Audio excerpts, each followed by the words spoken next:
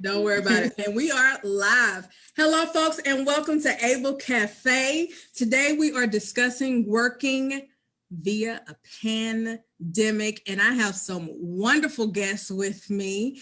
I have Miss Erica Jenkins. I have Miss Latoya Martin, Mr. Brian Roberson, Mr. Brock Perry, and Miss Velvet Malbrow.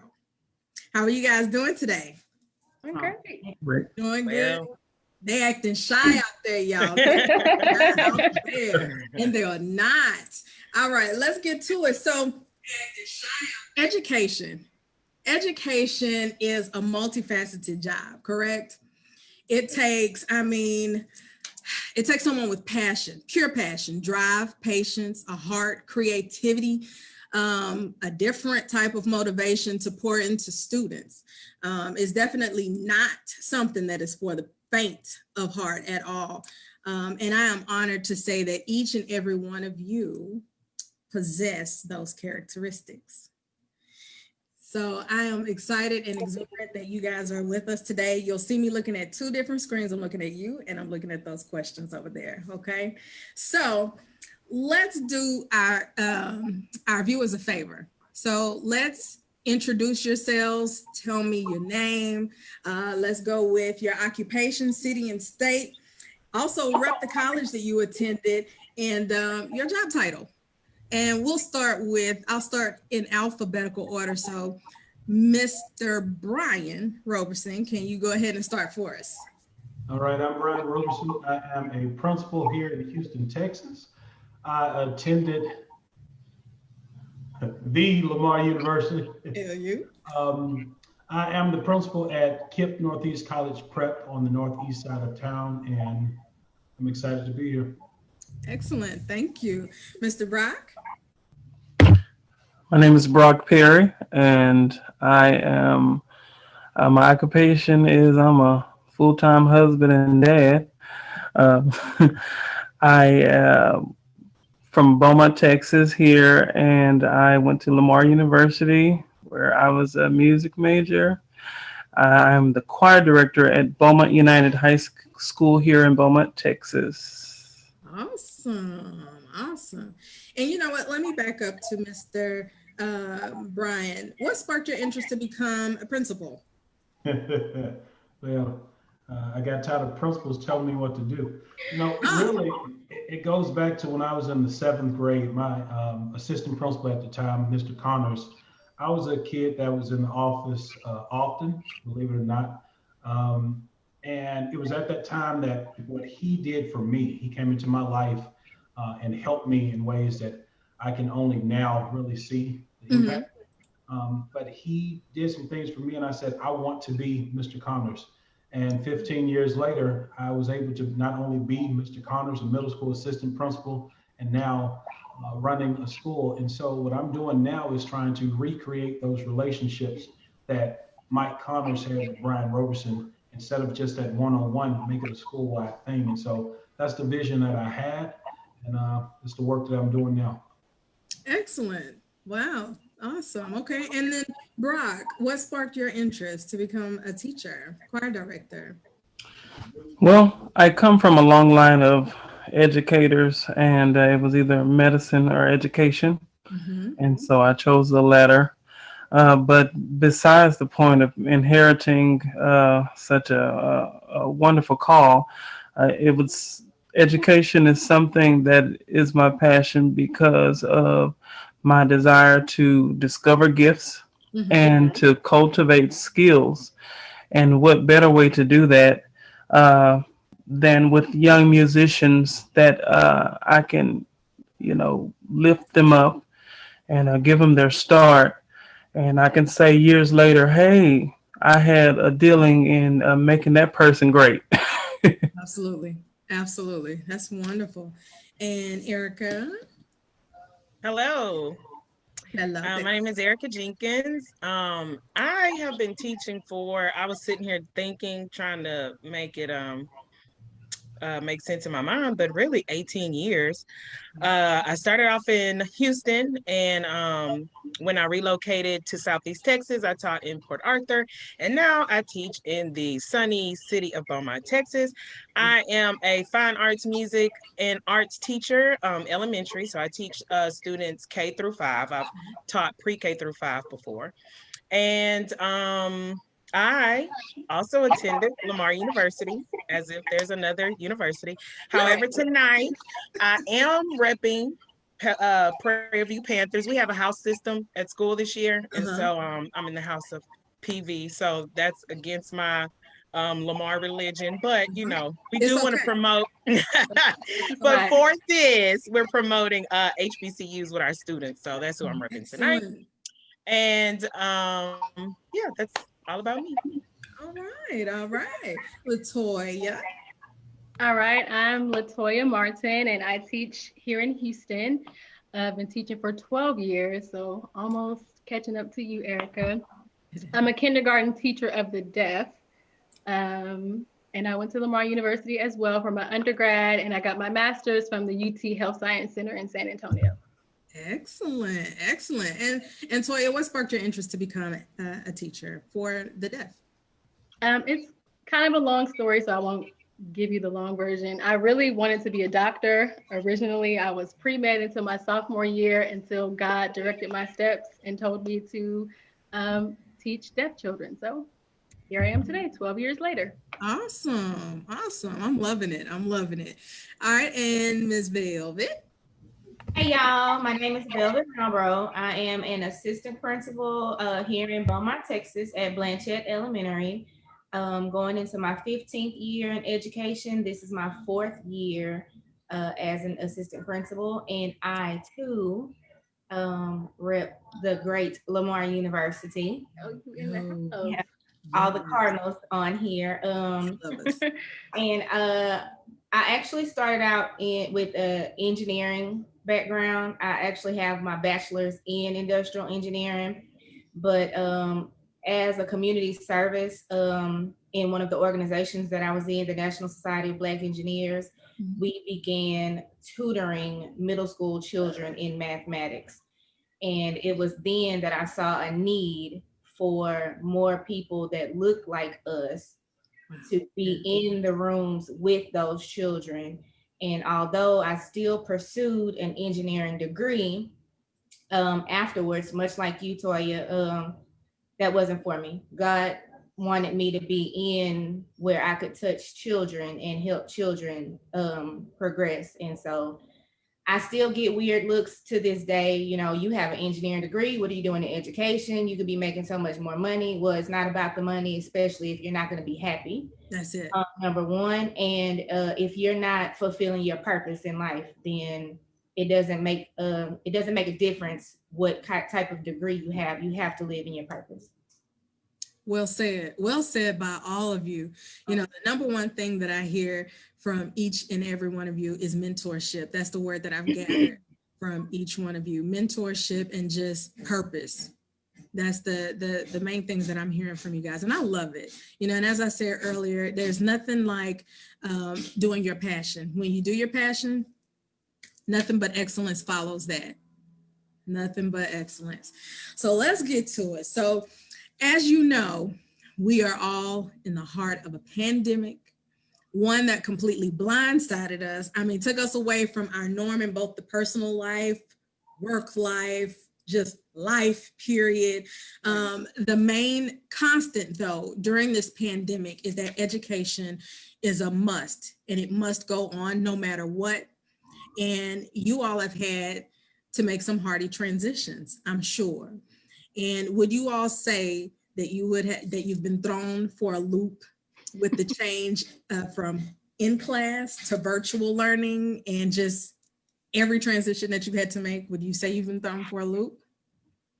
Oh, dear. That's an understatement. Yeah. I know. It's like you don't have anything else more detailed than how we've been just, you know, kind of thrown out there. It wasn't just one loop, Miranda. It'd be like one of those roller coasters.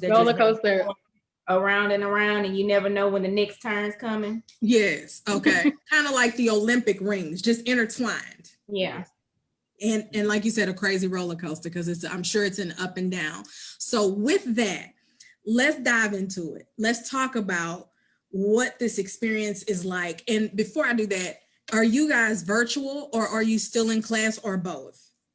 Both. Oh. Both. Ooh. I'm Okay. in class, but I'm also teaching kids who are virtual. So I'm teaching on-site and virtual kids at the same time.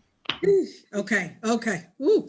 All right. And then the next question that I'll ask is, how many parents do we have on the line?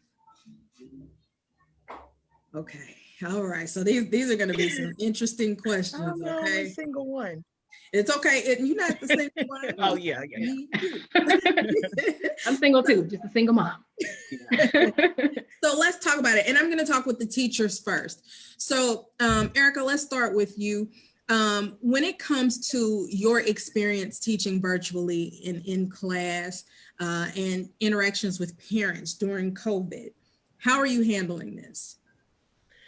I actually teach the arts. So I'm kind of going above and beyond by trying to reach out and help like homeroom teachers. Really, it's just kind of like find our kids, first of all. Yeah. That was probably like the first 9 weeks. Where are they? Kind of thing. Like if we had the whole old milk carton system, we could have just put like 600 faces on there, because I think on campus and just ones we've located, out of like 685 or so, we have like maybe 300 children. So it's just like when you get in contact with somebody, when somebody answers the phone, you're like, oh my God, like, where are you? Are you good? What do you need? So it's just trying to go above and beyond to just help them, because they're lost. Going back to why I started teaching, I'm just kind of like a oddball. I guess I've always wanted to be a teacher. I don't really remember wanting to be any other occupation, because I always had, really good teachers. Yeah. And that's the type of teachers I had, just that knew my parents, that, were really in close contact. So I try to be that teacher, even though I'm not a core teacher per se. But it's just they're struggling, and I've always worked in kind of underserved areas. So they're, children that are at maybe charter schools or private schools, they're struggling, but then you add children that were already struggling to that, and this is just it's a beast of we can't even name it. So it's they're frustrated. It's not that they don't want to help their children, they don't know what to do. Don't know how. And so it's just helping them get to step one, really just helping them get the technology, to learn how to use the technology too. Because even though we've been thrown for a loop, it's like in that same breath, we told parents, and you have to be a teacher too. So, in my diaspora of children, you have parents that some of them don't have their GEDs. Some of them only have a GED. Some of them work days. Some of them, are just trying to make it from pillar to post. So it's just really being patient with them, because I think we're all frustrated. But the main thing I try to do is provide them support, to, track down that teacher, to, say, such and such mom is trying to get to you, or email them, or just help them, because, while we're struggling, a lot of them are struggling too. So I don't think they don't want to help their children. A lot of them just don't even know where to start. I gotcha. And Toya, same question for you. How are you handling it, this transition? Yeah, it's been tough. I think this has probably been the hardest that I have worked in 12 years of teaching. It is a lot. And I'm blessed because I work at a small school. It's a school that's only for deaf children. So our population is very small. So in that regard, we don't have the hundreds of kids that we're looking for, but we're also very specialized with our instruction as well. So it makes it challenging. You're having to deal with the kids who are on site and deal with the kids who are virtual. So it's kind of like double the workload. So it's been a lot. I definitely feel like my daughter has been impacted by it. Like she gets the short end of the stick. She tells me all the time, like, you work too much. Like, why don't you just quit? So then I feel bad. because of that, because I'm having to work so much. So it's definitely been a lot. It's been a lot. Brock. Uh, well, going to the parent teacher morale discussion, I think we have to really, from the beginning of the pandemic, we had to take up our bootstraps, and we had to be vigilant, and we had to go what I call old school. You heard things about teachers doing things out of the norm. You know, we're social distance, we're quarantined, but back in the days, they used to knock on the doors.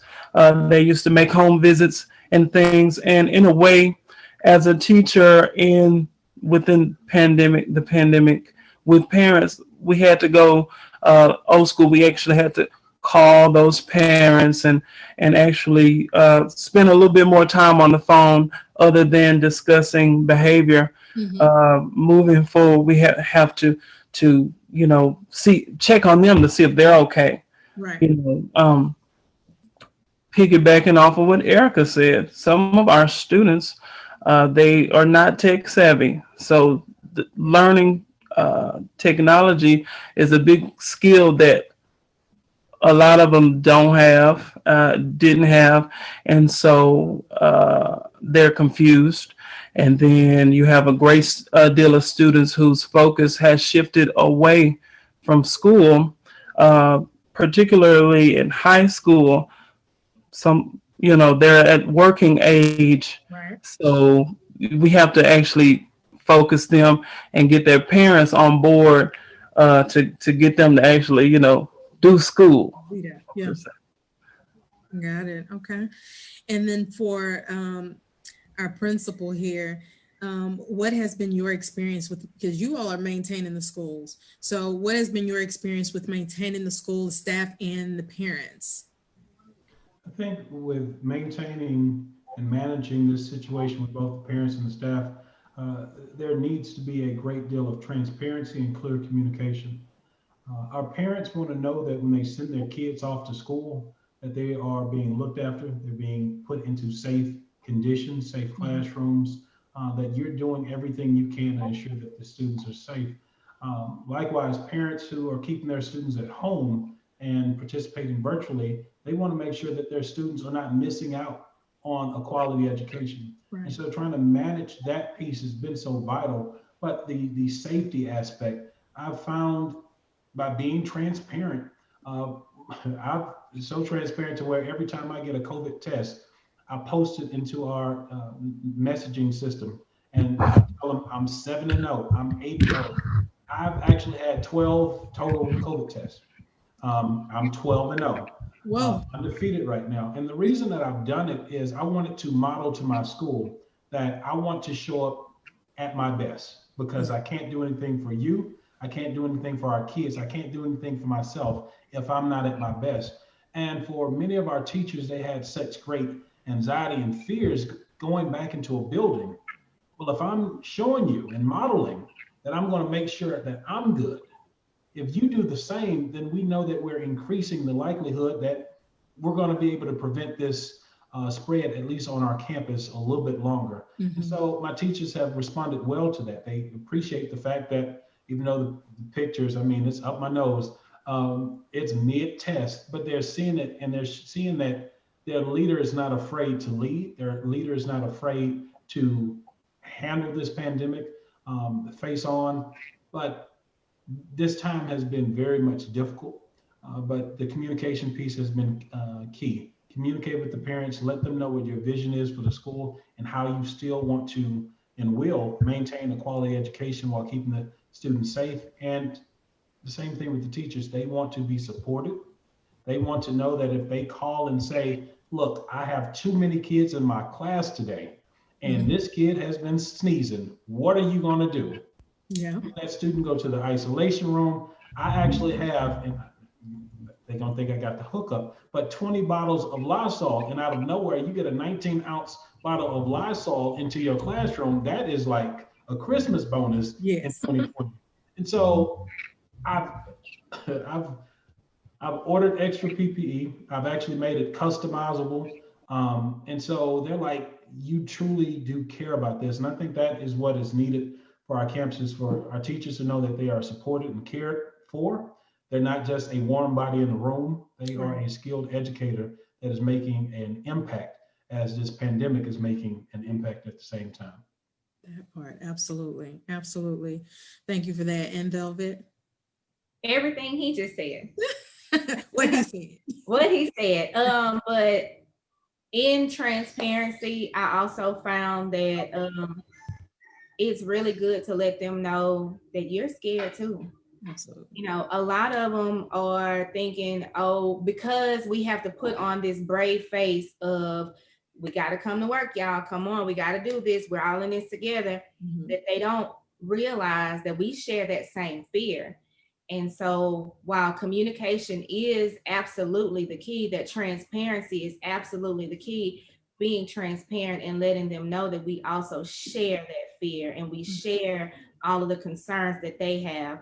And so going back to what Brian said, you know, making sure that they have the proper PPE, making sure that we keep sanitizer in all of our stations that we have on campus, making sure that if, you know, Johnny sneezes too many times, that we go ahead and just, even though it's allergy season and we live in Southeast Texas, and when the pollen gets rolling, I might sneeze 22 times in a row, you know, but to make sure that that teacher feels comfortable with knowing that we are supporting them. Okay, well, come on, let's send Johnny down to the COVID room. Let's get the nurse down there and let's make sure that the nurse checks him out so that they can know that it's not anything that we're blowing off. They can know that we are on their side. And the same thing with the parents. When Johnny sneezes 20 times and we have to call the parents, now the parents are upset because, well, golly, you know, it's allergy season. So then we have to go through and comfort them and let them know, hey, this is just a part of the process. We know that Johnny, you know, we are trusting that this is just allergies. And so we have to calm them down on that side also. So I think just throughout conversations with the staff, the parents, the students, even with your families when you get home, just clear and concise communication with everybody is what's getting us through. Okay. So, okay. Wow. I didn't even know that if you guys had COVID rooms. So you all have like a designated room where you can send a student and say, hey, you know, we need him checked out. He's been, you know, coughing and possibly have a fever and things of that nature. Yes. Wow. Okay. So in speaking about fears, I noticed you all kind of mentioned that. What have been your fears, your personal fears? What have been your personal fears working on campus and with this transition? What have been your fears? Velvet, I'll start with you. My personal fears, both of my parents live with me. My daddy right now is going through prostate cancer. He suffers with COPD. So he has the underlying conditions that you hear in the news. Oh, such and such has COVID with the underlying conditions. That has been my fear. I've told both of my parents, my husband, my children, out of everybody in this household, they need to be more cautious around me. Let me get home. Let me do what I need to do. Let me get undressed. Don't drink after, in the past, if mommy had a cup and Rondell wanted to come get the cup, drink out. Nope, we're not doing that anymore because I am open to so many people on a daily basis that I don't know what I'm bringing home. Right. I pray that shield of protection. I pray the blood of Jesus over myself and over my children every day. But the reality is, I go into a school that somebody may be asymptomatic. Right. And so we've had to change our routine at home. You can't pick up mommy's cup anymore and drink after mommy, which is so sad. It's hard because you're just so used to being what you've always been. So those have really that has been my fear. My son has bronchitis and asthma. My daughter has asthma. and so me just going to work has been my fear. but taking the precautions, making sure I wash. I told my dad the other day, sometimes my hands feel like chalk. I wash my hands so much throughout the day. Yeah. So just taking those extra precautions have been able to, loosen my fears a little bit, but they're still there. Understandable. Yeah, understandable. Barack? Um, I think everyone's fear is just bringing it home to your family. If you were to get sick, um, um, I had a scare earlier in the year in November, I'll say, where I had to quarantine, but I was negative. But the thing about having to quarantine in the middle of a school year, it kind of takes away from your students, in my experience, because okay, they're looking for you. Where's Mr. Perry? Um, and being that I deal with performing arts, that time that I was away, it affects the students, their performance. So you have to kind of play catch up. You know, there are some things that a substitute or somebody else that's kind of filling in can't do, Mhm. specifically in a performing arts class. And so that those fears were actually visited this year, but I'm grateful to God that I was negative, and everything, all is well. Very good. Thank you. Brian? I think it's the fear is similar. For me, it just adds a little bit more. Um, my family, to date, I think maybe 6 or 7 of my family members have tested positive over the course of the year with COVID, which is why I get tested so often.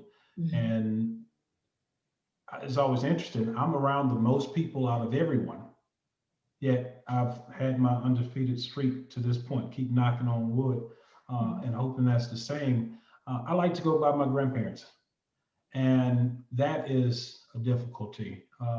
I actually did a drive-by, but it's not just for the regular stuff. I keep my Lysol in the trunk, and so I'll go.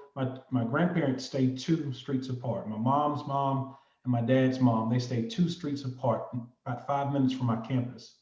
And I'll drive by and go and drop off a can of Lysol. And my grandmother always says, "Oh, you just blessed me," because I know their fears. Yeah. And so I want to make sure my grannies and my grandfather, they're taken care of, they're well.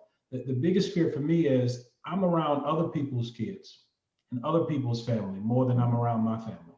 Right. And so taking something to the school as well as bringing something home is a fear. Another fear, and I've actually had to deal with this because of those around me being positive. When I have to go into a quarantine, the greatest fear for me is schools have more than one teacher in most cases. Schools have Mhm. many students. They Yes. have many or some teaching assistants, only one nurse. Maybe you'll have more than one counselor, but most schools only have one principal.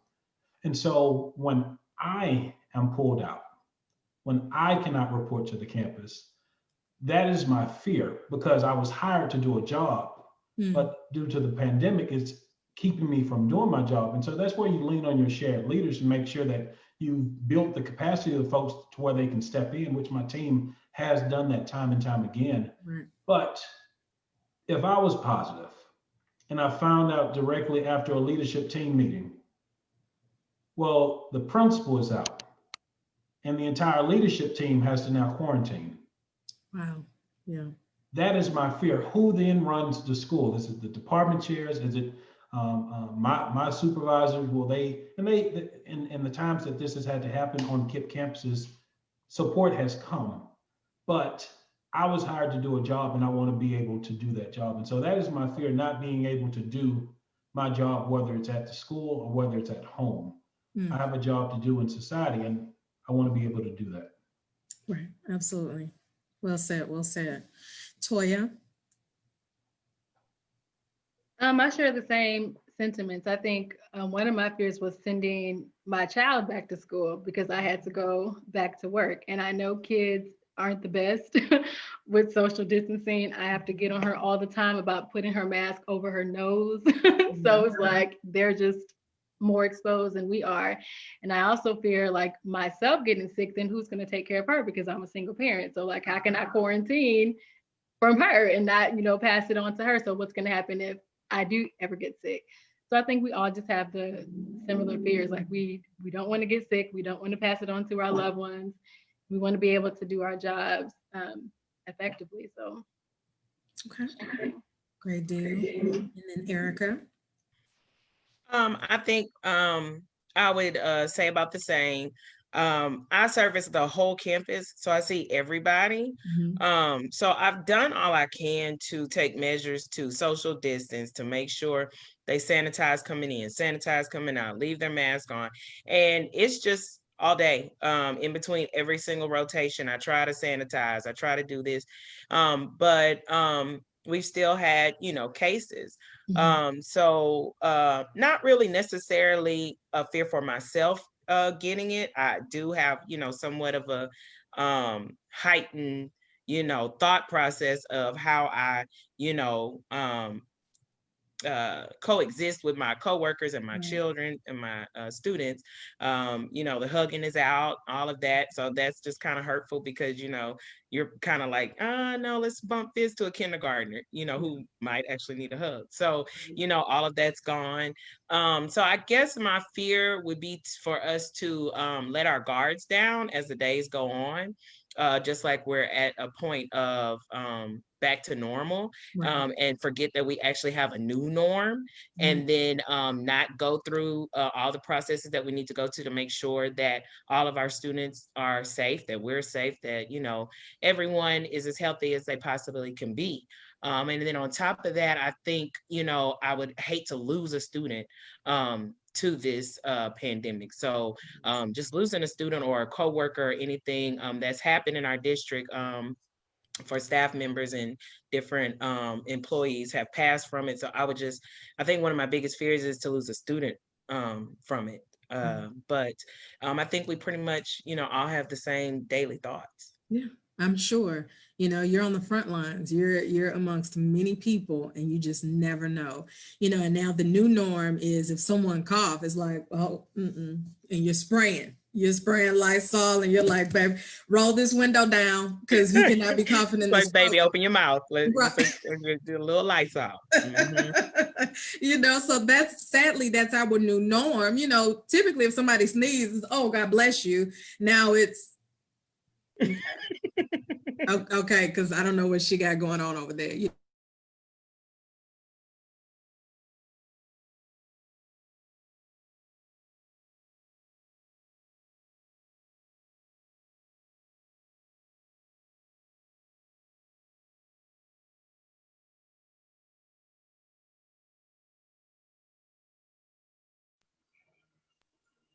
we're frozen. Looks like she's frozen and we're not. Okay, I thought it was me. I was like, everybody's moving. I wasn't sure if she said sneeze or freeze. So I was Oh, the wonderful world of technology. Right. Uh-oh. There we go. You were frozen. Oh, no. Okay. Hopefully we can get that together. I'm getting notifications. You're frozen. Okay. Okay, so let's try this again. So my question is to the parents. Parents, you're having to teach and you're having to also help your student or your child with their homework. What is that like for you guys? Go ahead. Okay. It's been the most challenging period since becoming a parent. Talk about it. Yeah, all right, Rondell is in the 7th grade. Reese is in the 3rd grade. Rondell is currently taking 3 of his high school courses in 7th grade. And it had, I remember in September sitting in my office crying for the parents who were not as educated as I am. I remember sitting in my office because I was struggling, and I have a master's in technology, and it was hard for me to be the educator that I needed to be at work and be the mommy / educator that I needed to be for my kids. And all they know up to this point is that when they needed mommy was there because mommy had time. Right. And now with this newfound share of time, you have to figure out how to divide it without somebody losing out. But ultimately, your home, the beginning of it anyway, and still to right now, my home is what has been losing the most out of everybody. And so this has definitely been the most challenging thing that I have ever done as a parent. Right. Understandable. Go ahead. No, I say the same thing. At first, when we were all virtual, it wasn't bad at all because the schedule wasn't so packed. So I was able to have some breaks. I can come in and check on her when she was virtual. And then once some of my students went back, I had to do a full day virtually. I had no time at all to check on her. And then they were doing something new, Schoology. I had never heard of that. So trying to have her navigate and know where to go, it was a mess. I was stressed, like I felt overwhelmed, like I had never felt before. And thankfully, my sister came down for a little bit to kind of help with that. So I was super thankful for that. That was a big help because I wouldn't have been able to help her at all because you're torn. You're like, I'm a parent first, really, but I have this job that I have to do. And how do you balance that? It's been a struggle. I mean, now that she's back at school, it's a little better, but now I'm bringing work home pretty much every single day. So I don't have that time that I would to spend with her like I did before. So again, like I said, she's definitely getting the short end of the stick, and she tells me that all the time. And so it's just, it's really hard trying to balance the two because it's just me. So I can't be like, oh, go in there and have someone else help you. It's just me. So it's been a lot. It's very, very challenging. I can imagine. This year has been something interesting. In my household, even going back to March, the day that the pandemic hit and they shut down schools, the previous day, I had been supporting a middle school campus for a month. School had a lot going on when I was still in HISD, a lot going on. And so they pulled some shared leaders from other schools to come and stabilize the campus. We did that. I reported back to the high school where I was the associate principal. And that was the last day that I was on the campus until October. Wow. And so when I went home, well, I think my son was in pre-K 4 at the time. My baby boy, he was still in daycare. And my wife, like all 4 of us are at home. And so I'm trying to navigate this process. We'll only be home for 2 weeks. And then April came, and then maybe a month. And so they were still going to daycare to a certain point, but then we pulled them out because Sylvester Turner said, the next 2 weeks will be the worst 2 weeks. And I was like, if Sylvester said it, I'm gonna listen. Right. And so we the entire month of April, all 4 of us at home, and we're trying to work. And we have the technologies, iPads and laptops all around this place. But then in May, trying to close out the year strong. And I'm trying to close out the year, but I'm also interviewing at this point. Wow. And to get my new position in June and to start a new job where my son's going to a new grade and the baby boy, he's getting ready to go to a new toddler room. It was crazy. And to start school, first year as a principal in a pandemic, wife starts a new job, baby boy is going to kindergarten, dual language. And he speaks Spanish better than me. I should have paid more attention in high school. And trying to navigate all of this together, elementary school teachers need so much more. pay and compensation, uh, teachers in general, because I Yes. saw it. I'm like, I'm not in the classroom anymore, but now I'm being thrust back into this mode, and I don't feel like I'm equipped. I'm supposed to run a school, but I can't help my kindergartner do his work sometimes. Right. And so it's been challenging for all of us. And I can just credit my wife. She does a great job. My wife, Jackie, she does a great job. She said I don't give her enough credit. See that? She can replay this. It's her But credit. she's done a great job with the boys, but it has been hard. And thinking about what Velvet stated, many of our parents have said they don't know what to do. Right. That's where the frustration comes. Parents are frustrated because they know they can't help. Students are frustrated because they don't know where to look for help. I send a text message, I send an email, I've tried to communicate, but my teacher isn't getting back fast enough. Well, everyone's overwhelmed. And Right. I logged into a student's email account and he had 700 and so emails. And I said, why don't you check it? He said, it just keeps coming and I don't know where to start. And so it has been challenging for so many. And I'm, I'm, I'm proud of what parents have been able to do and what our kids are continuing to persist and persevere through. Wow. Ooh, wait, you guys said a mouthful right there. It's a mouthful. And I agree. Teachers, you guys should be making the most money. I mean, the most money because you provide the knowledge, and then with all of this going on, absolutely. If I had a magic wand, I would wave it and give it to you guys because I commend you, especially during this time and even before. Um, when it comes to the transition for virtual learning, what do you think would make it easier or can make it easier? Let's start with Toya. I think it just depends on who your leadership is. I commend my directors, like when the first um, go run went around when we didn't when we weren't able to get back into the classroom, like we didn't immediately start virtually. They took their time, got a good plan in place, and then we were able to execute it effectively. Okay. So I think it makes a difference if you have leaders who are really mindful of what the parents will need, the support that they need. And so our transition hasn't been bad. It's just the workload is a lot, but I think our transition was smooth because we had leaders in place who were able to provide us with the support that we needed. Great deal. So leadership. Great. Mhm. Okay.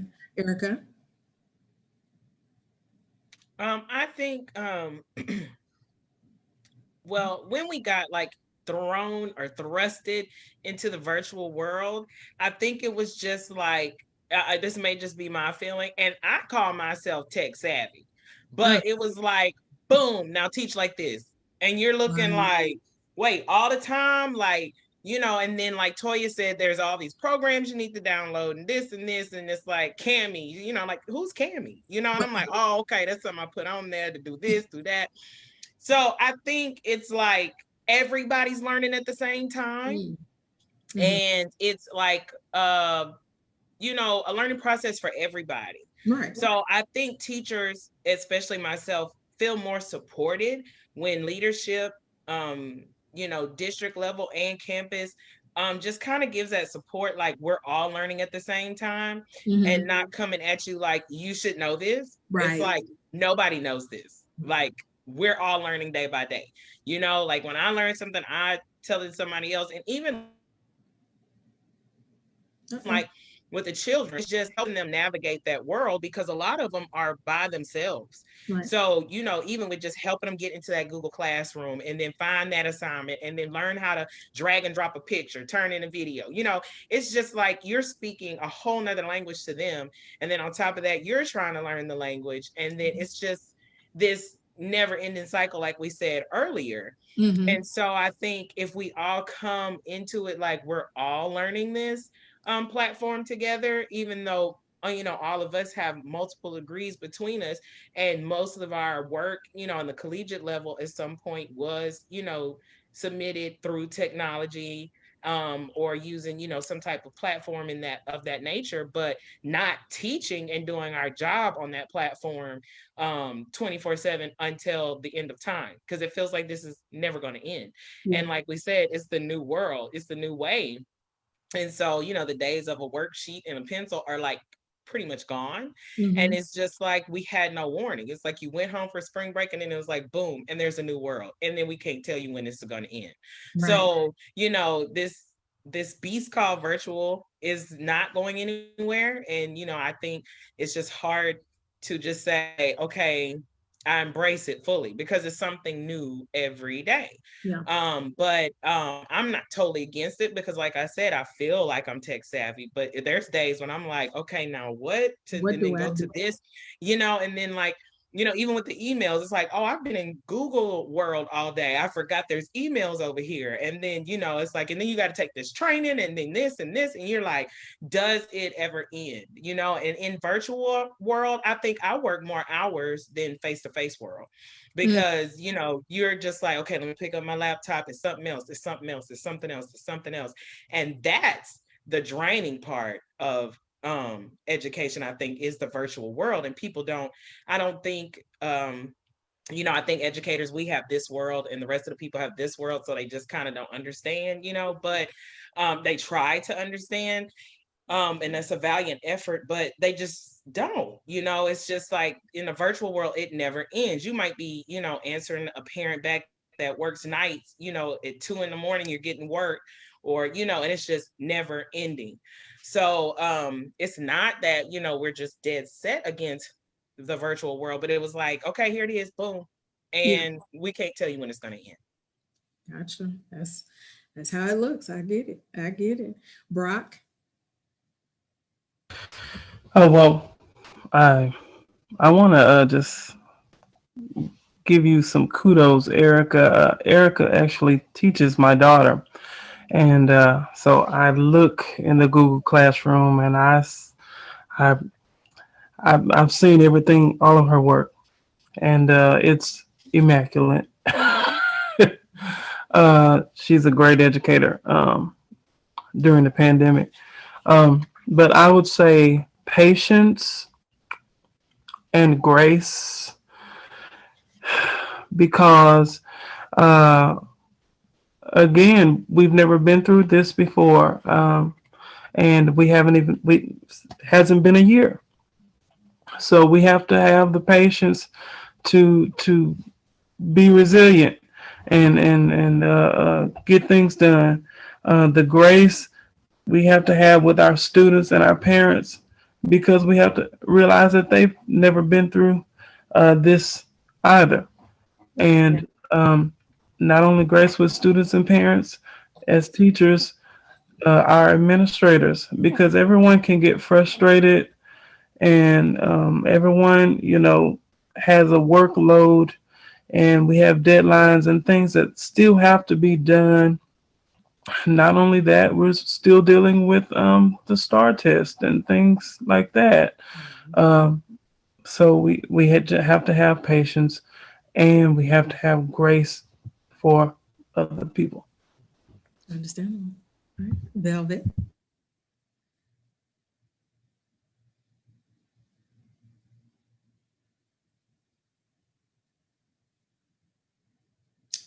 Can't hear you.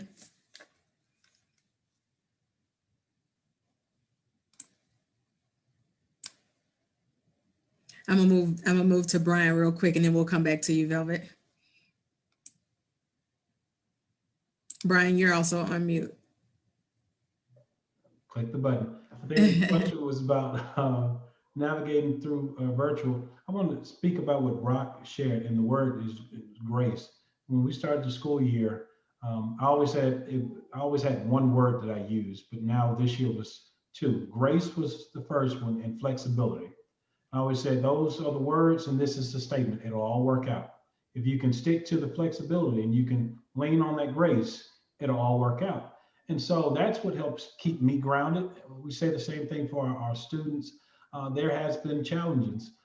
We've seen the digital divide. We've seen the students who do not have working home internet. I remember the students that were trying to log into a Google Classroom on their mama's phone, and that was the perseverance, and that was that persistence.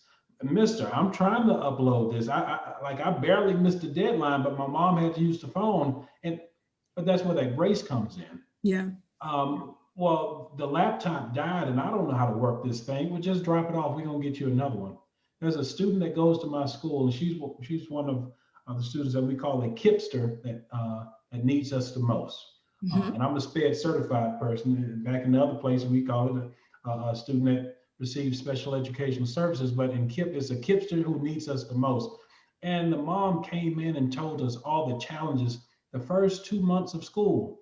That student wasn't able to participate. Mhm. And we didn't know because the communication wasn't there. But when she got on campus, I said, she's not about to fail. Not that we're going to bend over backwards and just let her in free. We're going to ensure that she will be successful Mhm. because those challenges, it isn't her fault. It isn't her fault that that Chromebook died and mom didn't have a way up to the school. It wasn't her fault. Right. And it's not about what the faults are. It's like it's that grace. And so our students ask for grace and we're going to give it to them. My teachers ask for grace and I've extended it. But at the same time, even in the position of the principalship, I have to ask for that grace. As I extend it, I have to ask for, guys, I missed this deadline because I'm looking at this. When you understand that the decisions that you make impacts everyone from the assistant principal down to the custodian, every decision that you make on that campus, it impacts the entirety of not only the people on your campus, but that community. And so there has been some digital divides. There has been some face-to-face divides. There has been, please turn your camera on. Well, I'm at home and we've seen some things walk in the background that we just don't want to be seen. And so I get it, but we have to extend that grace and we have to be humble enough to ask for it. Mhm. That part. Yes. And I think sometimes our kids have not wanted to speak up because they've been ridiculed. Teachers have not wanted to speak up. And when I came to this place, I said, I'm going to give the kids what Michael Connors gave me. And I'm going to be the leader that so many principals failed to be for me.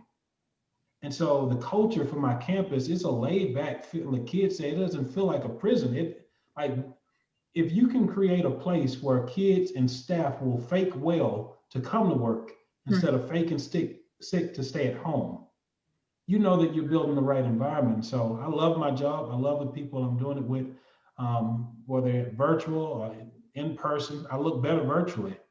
And so they see me at my best. And in person, they just see me when I'm at my rest. So, Yeah. but I enjoy it.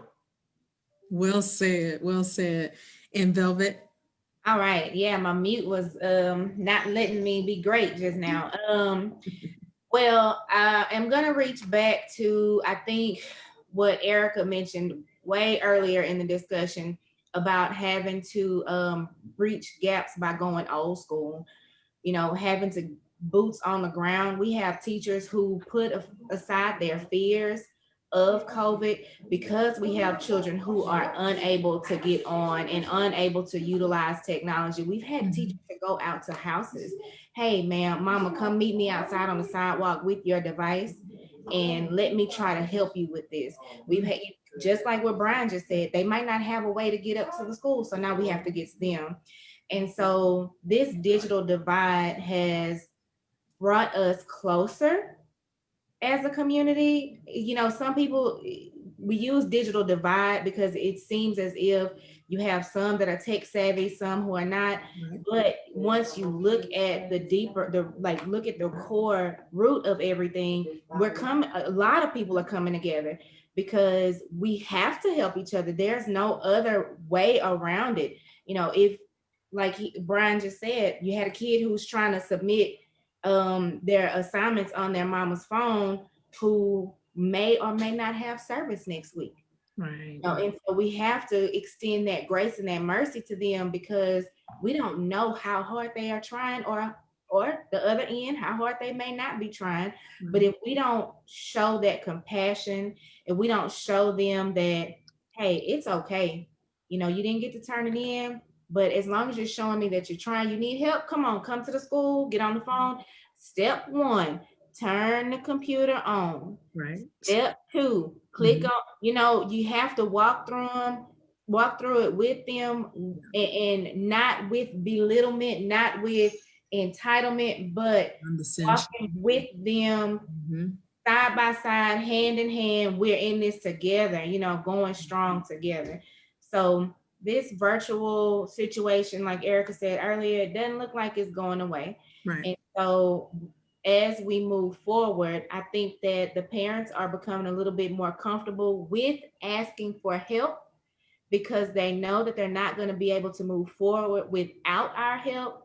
And so are the children. The children are becoming, hey, Miss Mambro, can you come down to room such and such? I can't even get the computer on. Why you ain't bring the computer to me? But they're becoming more comfortable with asking and reaching out for help. Very good.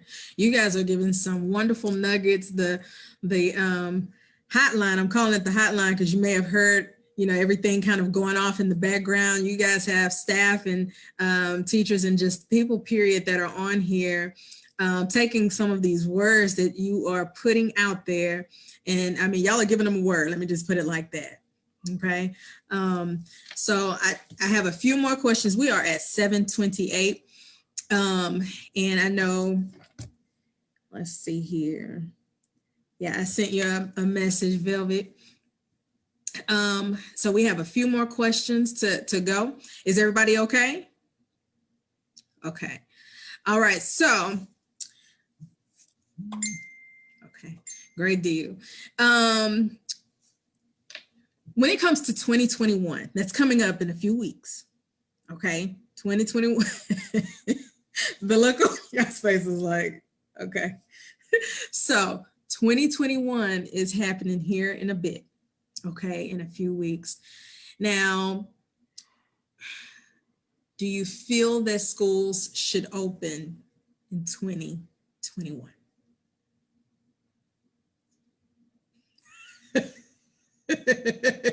Y'all are all on mute. I think Brian wants to go first. That question moved him deeply. I'm typically in those meetings where they ask me. Surprisingly, whenever it came down to a choice between in-person or virtual, I opted for in-person. When it came down to in-person every day or hybrid, I've fought and advocated for my campus to be in-person. I knew that our kids needed consistency, and going back to March 13th or 14th, our kids needed consistency, but they also needed a safe environment. And if you can ensure that you can provide a safe environment, then you need to be virtual. That's my stance. If district-wide or school-based, if you cannot provide the conditions for students to safely come and learn, you need to remain virtually. And you need to ensure that students have the technology to be successful, as well as you have to ensure that teachers have that technology. So in 2021, if the conditions can be met, students should go back into a safe campus. Before we came back in October, we were virtual the first 6 weeks or whatever. And in October, we went back. I asked teachers, what do you need to be successful? And we were on a Zoom call just like this. I said, speak to your assistant principals and they'll tell me. And then I'm impatient. I said, just drop it in the chat. Well, they dropped, from the expo markers to a dual monitor to wireless, it was so much stuff wireless. I just didn't know.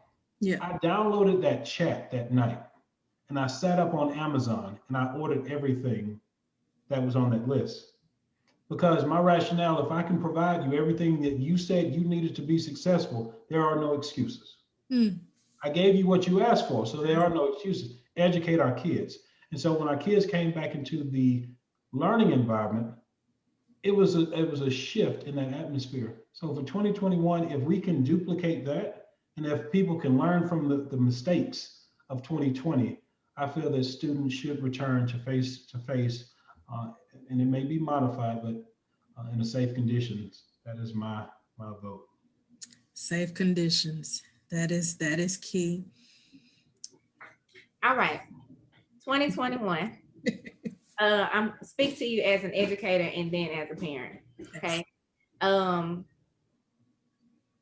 Ditto everything that Brian just said. we are at the turning point now where we are fully aware of what it is going to take in order to maintain the safety and the security of children on campus. So I am 1000% with Brian when he says, if you can't do it, then they don't need to come back. But if you are going to make sure that you put in place all of the safety precautions that you can, now, does that take away all the fears and all of the anxiety of people coming to the campus? Absolutely not. But when they see that you are putting those things into place, and they're going to feel much more comfortable with having their children in your care. And that's no different than having safety procedures in place for a fire or for an active shooter, which we know that in the past couple of years before the pandemic, that's what we've been preparing for. And now we have to switch over to prepare for something that we can't see. And so if you cannot protect and prepare yourselves, your campus, your teachers, your staff, your custodians, your cafeteria, everything from the moment that you walk in, then no, don't open the doors. But if you are able to put those safety precautions into place, then there's no better education to me being right there. Because when you are there in the room, now I'm speaking from parent and educator perspective because they cross over. Nobody knows on a Zoom meeting that my kid needs some social emotional support right now.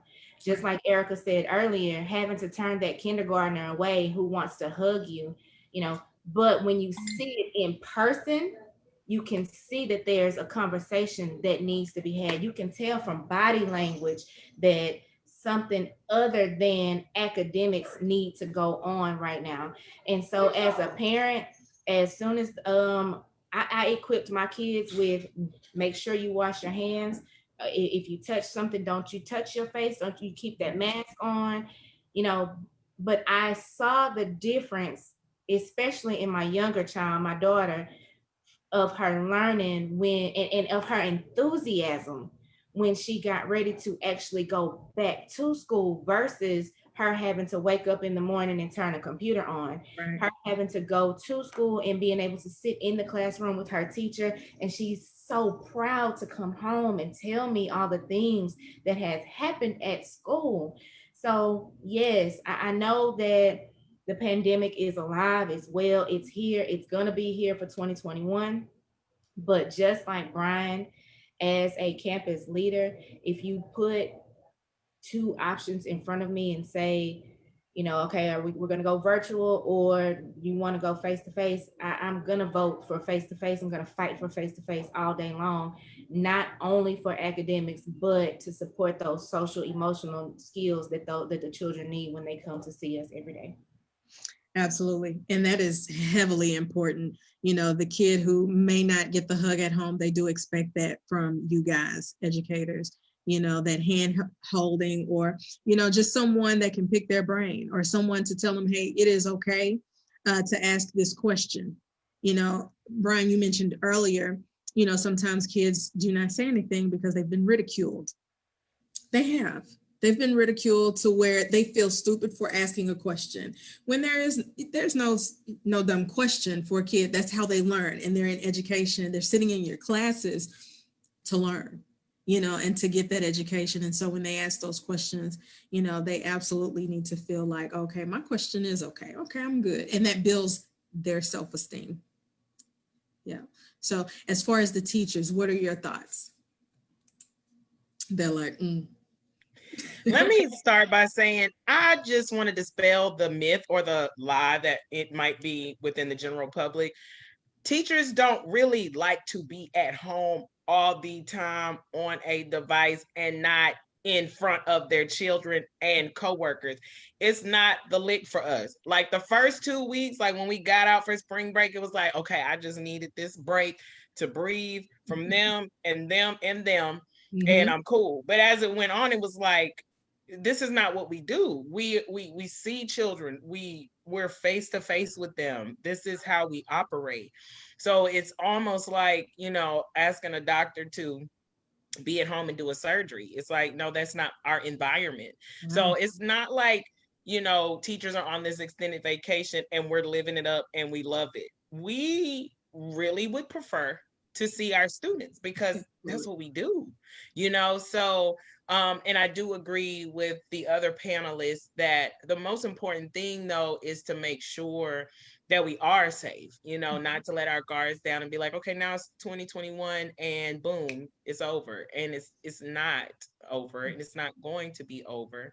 But most teachers, believe it or not, would prefer their students to be there the safest way possible. Gone are the days of having like 30 kids in a classroom at a time without somebody's anxiety being on 25.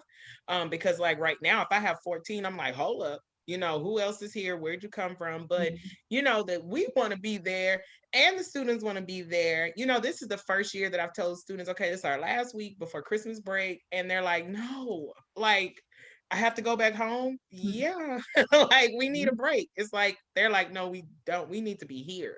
So I think the general consensus actually for educators is we would prefer to be there. But, I think we all have the same concern is that we need to all be, as safe as possible in our environment because it's not like, this pandemic is magically over.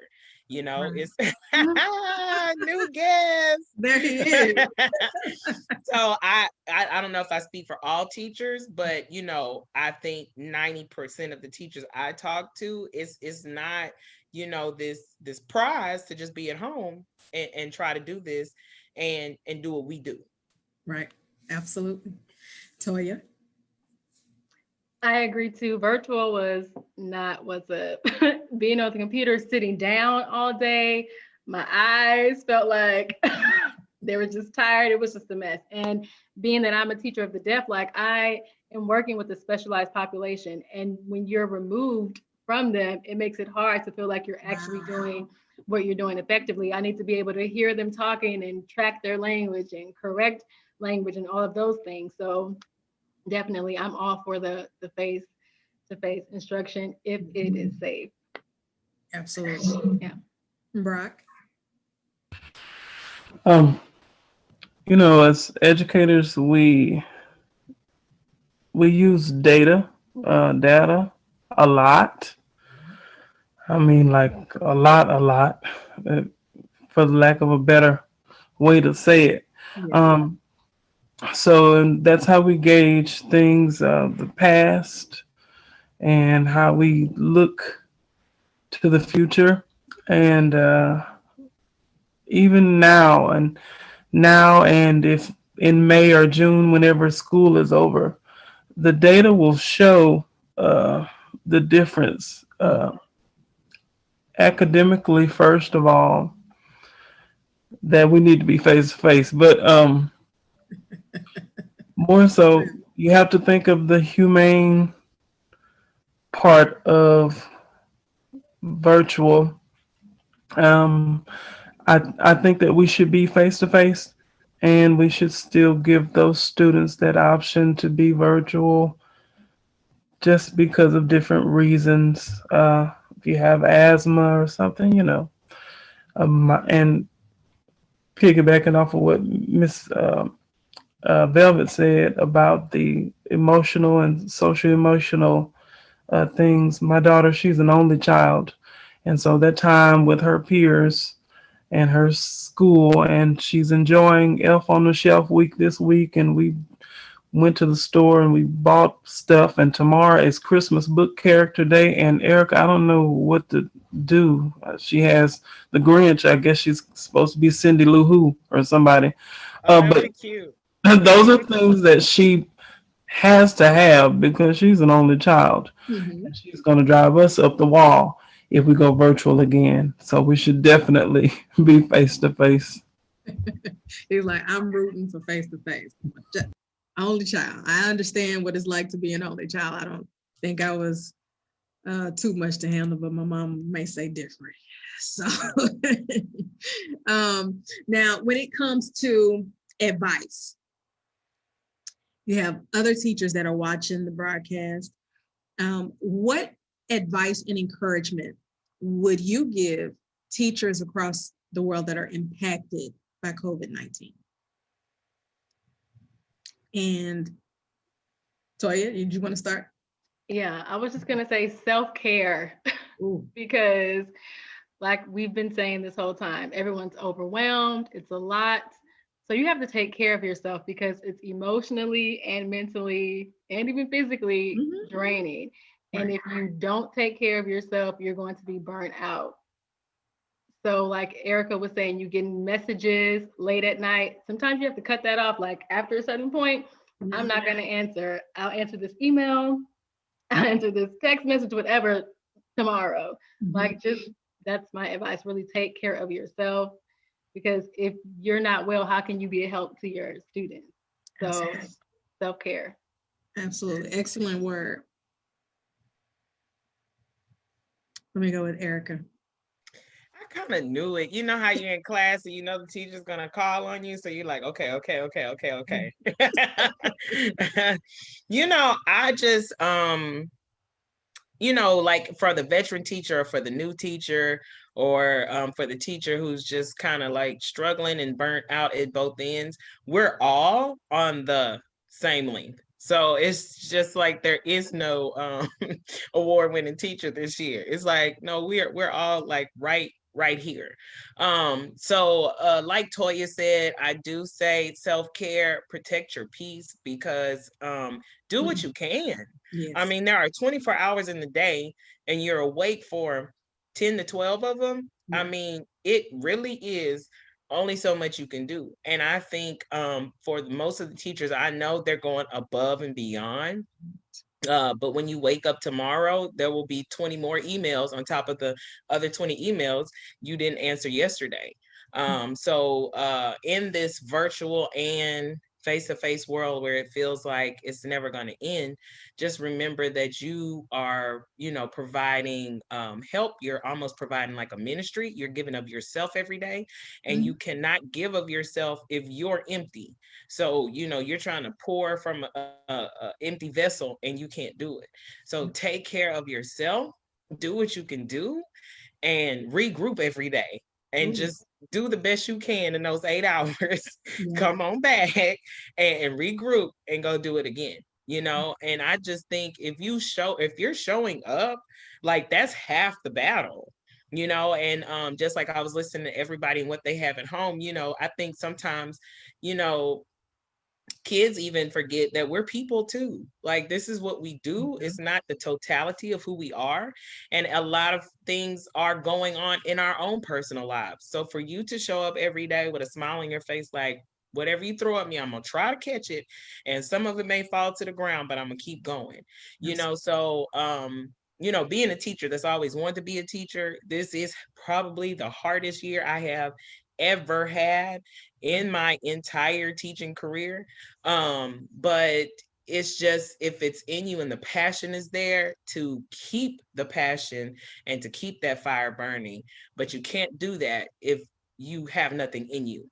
So, you know, during this time, do what you can to protect your peace, to rebuild yourself, to you know, even find out who you are, you know, because this is just a lot going on in life, and maybe even just find out what your next steps are, you know. But you can't, you know, really provide what students need, what parents need, what if you're an empty vessel yourself. Right. Absolutely. I agree. Brock.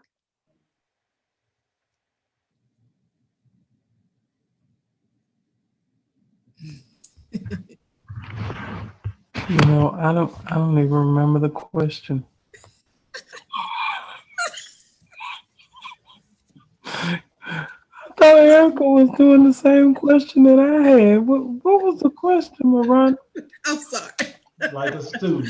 Yeah, I am. He that student that I don't feel pay. like we're back in Psalm 150 choir rehearsal. That's something that would happen back. What's the note? What's the song again? Oh, Dr. Titus. So Brock, the question was, what advice and encouragement would you give to teachers across the world that are impacted, you know, by COVID? we have to be steadfast. I mean, you took an oath to do something, uh, and with support, your admin and your family, you're gonna get it done. Keep the faith and know that this is something that the world is going through. Mhm. So we can't get away from it. We just have to keep going through it. Working through it. Absolutely. Great deal. All right, Velvet. To teachers out there, I can't speak for every campus. I feel comfortable enough to speak for KIPP Academy and for Blanchette Elementary, and from what the others have said, maybe their campuses also. Know that your leaders are there for you. Know that we only can help what we know. Okay, so it goes back to the beginning of clear and concise communication on both ends. If you're struggling, we need to know, because the things that we bring down to you all, somebody's giving it to us. And so the expectation is not really coming from us, but it is our job to make sure that it is followed through. But we also know that you all are just as human as we are. And so if you're struggling, that means that we're struggling. But we don't know that unless you are being open and honest to your administrators. That is the only way that they're going to be able to help you. If you need a day, like Toya said, gone the days where, I no, if you need to do something for yourself, because you can't deliver if you don't have. So you have to be able to just be in your truth and know that you're struggling, and know that, okay, I need a day to gather myself. I need help. And a lot of you all have teams of people that you can go to. You go to those teams of people, but when that too becomes overwhelmed because you all are taking on the same burden, go to your administrators and let them know what you are feeling, so that we are able to shell out some type of help. It may not be the ultimate help that you are looking for, but we are able to offer something to pour into you if we know what's going on. So that would be my advice, along with the rest of the panel that is saying self-care. Just making sure that the people who you are working under and working with that make sure that they know what you're going through, so that they can show the compassion to you that we are expecting teachers to show the compassion to the parents and to the students. Absolutely. Well said. Brian. Thing is, two pieces to respond to this. Uh, Administrators, if I was giving advice to other administrators and the work that they do, I would certainly say to create a place and a space for grace. I think too often we do not create this space or this place for that transparency, for that grace, for those allowances. We have to make allowances celebrate not only what you're doing, but celebrate the people around you. Mhm. I told my staff members, dress code is the last thing on my mind. I'm trying to keep people alive, not in style. And so for our kids, that when they came back, I'm not worried about a dress code. Cover it up and be appropriate. If you can follow that, we're good. We haven't had one dress code conversation, because on my campus, we're going to keep the main thing the main thing. Teachers, you got some jeans and they cute, and you got your flip flops and you want to show some, but can you teach the kids? That's the main thing. The other stuff I don't care about. So rep a school, rep a sorority, rep your favorite car. I don't care, because the main things are student success. And so we have to celebrate each other. The fact that you woke up this morning and made it all the way to this campus, she was 7 minutes late. Actually, she was 13, but I allowed grace. And so I took it down to just 7. I act like I didn't see it. But are you going to be in class when that first bell ring for our kids? Are you going to show up at that time? The other stuff don't matter, because life happens. It always will. And so it's important to, one, create that space and place for grace. And the other piece, Brock said, keep the faith. Mm. A step from that, don't just keep the faith. You got to spread it, because what you believe in and when what's holding you and keeping you grounded and what's motivating you, sometimes folks around you have to hear that. They have to understand what my why might not be good enough, but Mhm. when I hear the why of all the teachers around me, that motivates me to do just a bit more to ensure that that campus is going to move in the right place. And so keep that faith, but know the appropriate time when you need to start spreading that faith, because folks will follow you if they can believe in you. And that's the way of getting it done. Absolutely. I feel like I was in church right there. Uh, Too. Brock, rev up the organ now. Rev it up. That was a great word. Absolutely. So really quick, teachers, what advice would you give, or not advice, what encouragement would you give administrators? Erica, I'll start with you. Um, I think, it's not always, teacher versus administrator. We want to be led. We want to be supported. We want a strong leader. We don't expect them to have all the answers. And we do have to put ourselves in their shoes a lot. Because like Velvet said, it's not like they're in their office and just drum up these, non-negotiables and these directives. They have a boss too. They have a head too. And then that head has a head. So everything is just rolling down. But I think we have to look at the humanity of the administrator as well.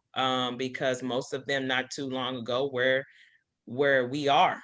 And so it's always great to have that support for them to look back and remember, okay, I do remember how that feels. Right. But to have those administrators that are in touch with that, just make our job a lot easier. Most teachers, if they're there, they want to be there. Because I feel like at this point, if they didn't, they would be somewhere else. So, it's no gray area in 2020. Is if they're there, they want to be there. So to those administrators that do all of that, keep on, because some days that's the only thing holding us up, and keeping us sane and grounded and saying, okay, I feel like they're going to support me and they're here for me, and they feel like I'm actually doing a good job, because many times throughout the day, I just kind of have to stand there and be like, what am I doing? Who's coming? What's next? So to have those administrators that operate in grace and think about where they were not too long ago is basically the main thing that most teachers need right now. Gotcha. All right. Brock? At this moment in my life, I know I couldn't do the job of an administrator. It wouldn't be good. Uh, from the planning committees to handling something as big as a pandemic and shifting the way that our scholars learn, I could not handle that. So I want to just thank you, Brian, Velvet, and all of the administrators with BISD and other school districts.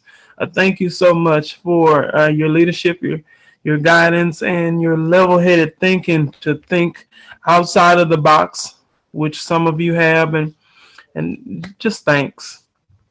Awesome. Toya? I think it really just all boils down to communication and being open. So if administrators don't take our frustrations personally, and it's not that we're necessarily frustrated with you, we're just frustrated with everything and overwhelmed with everything. So it's not that we think that you're doing a bad job. Like, let us be able to vent and hear what we have to say, and then do what you can. Like, we know you can't solve every problem that we may come across, but if you're open to hearing us and offering that support and saying thank you goes a long way. If you feel like you're appreciated and you have someone in the fight with you, you're going to be more willing to work. If you feel like nobody cares about what I'm doing, like, it's harder for you to do what you need to do. So I think if we just all work together as a team, then it's better for everyone all around, for us and for the students. So just be open, communicate, and support. I do. Administrators, did you want to give the other administrators any type of encouragement?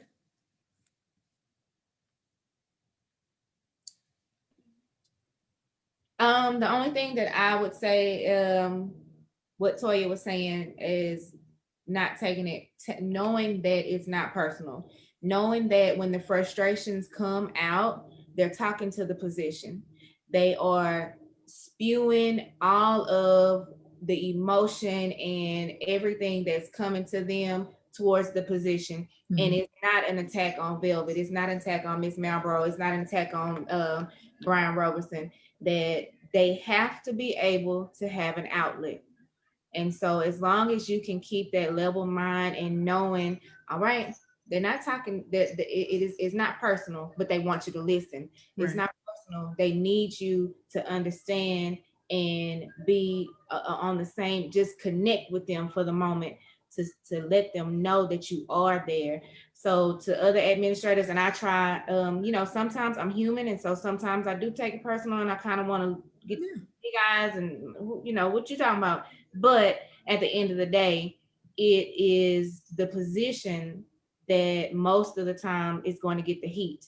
Right. It's not the person, but it's the position. So if everybody, and when you realize that, Toya, then you can make better connections with your staff. Absolutely. Awesome. Brian, I know Brian touched on it a little bit. I think advising teachers or sharing encouragement, we're in it together.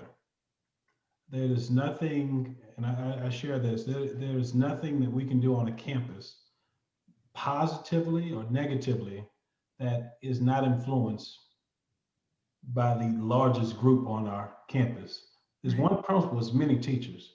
And so where we go, we have to go together. The leaders on the campus, we're going to lead, but you're not going to go too far. Folks aren't following you. And so we are in this work together.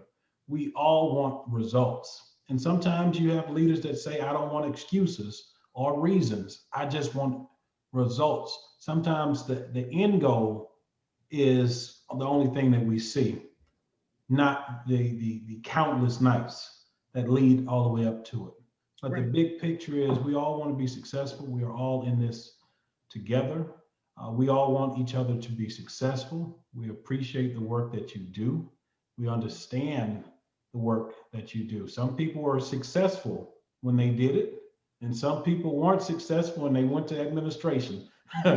But we understand, we all know our lots in life. But we do appreciate the work that you're doing, because if anybody else could do it, they'd be doing it. If we could do it still, I would still be in the classroom. And so I know when to get out the way and let leaders lead in the classroom. You own that classroom. I'm not going to overstep in the classroom. You own that. You lead that classroom. Let me lead my building. Collectively, we're going to lead these children to where they need to be. And that's successful. And that's the advice that I would give. As a leader, I will carry the weight of the world. I will carry the weight of the campus if I know that I have some teachers that are going to give their best.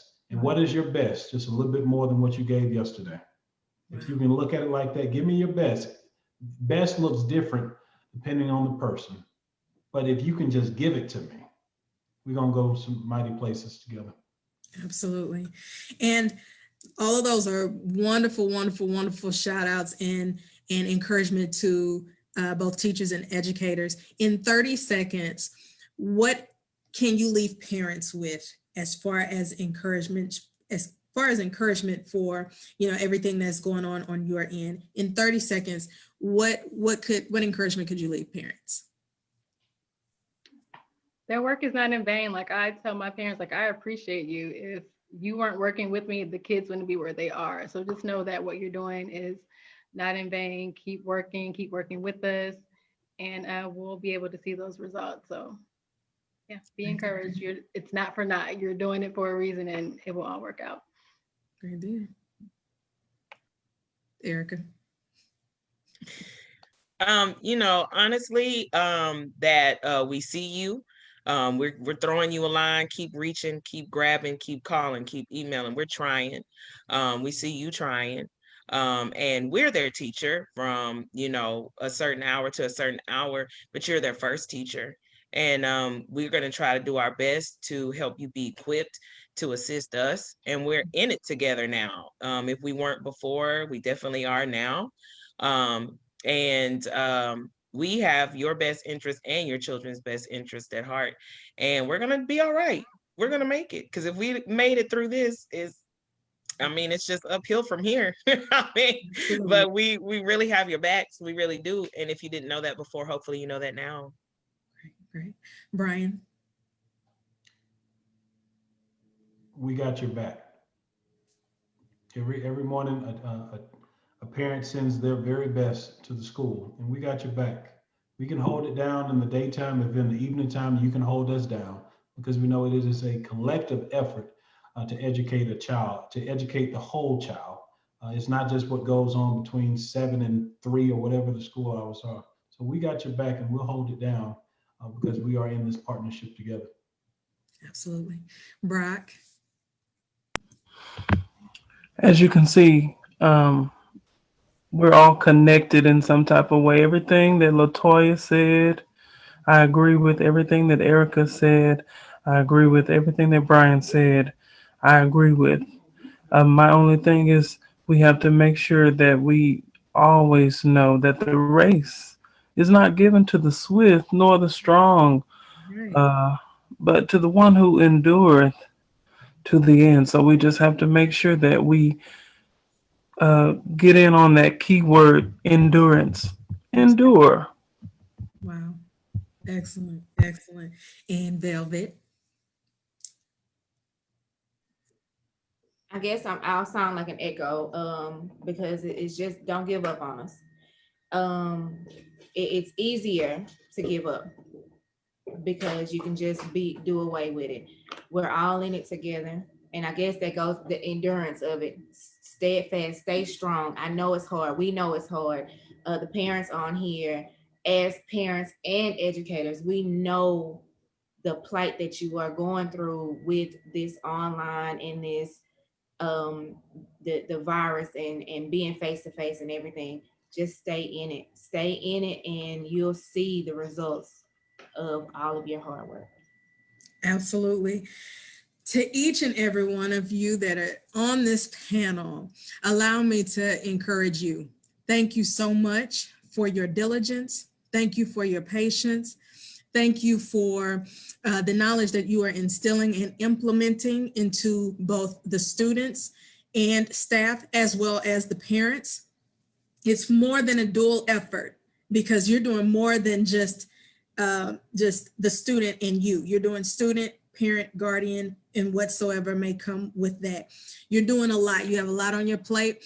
I'm wishing you all nothing but wealth, health, prosperity, nothing but blessings on your lives, because you're doing your passion. And you left such a big impression on those that are watching. I've been looking at the comments, and either your coworkers, your staff, all of that, they've been watching and just taking and, like I said, soaking up those words that you've been given. I want each of y'all to stay encouraged. Stay encouraged no matter the race. You know, anytime you run a marathon, sometimes you want to give up in the midst of that marathon, because like, where is the finish line? Sometimes you can't see it. But the thing is when you're going through it, and when you continuously travel down that path, you'll get there. A destiny is not necessarily marked by a destination. It has several destinations. Okay, so keep going, keep pushing. You have people on the outside that's looking at you and praying for you all at the same time, and I am one of those. So again, thank you for joining our panel. This is actually one of the longest panels I've ever had, and this is also my last panel of 2020, and I appreciate your faces and your wonderful spirits joining me on this. So with that, stay on the line. Everyone, thank you for joining in, and hopefully you enjoyed. Give us a like, give us a follow, and teachers and administrators, please look at these comments because they are awesome. Okay, you guys stay on the line for me. As for A.B.L.E Cafe, we are out for the 2020 school year, and we will be back in 2021. Bye.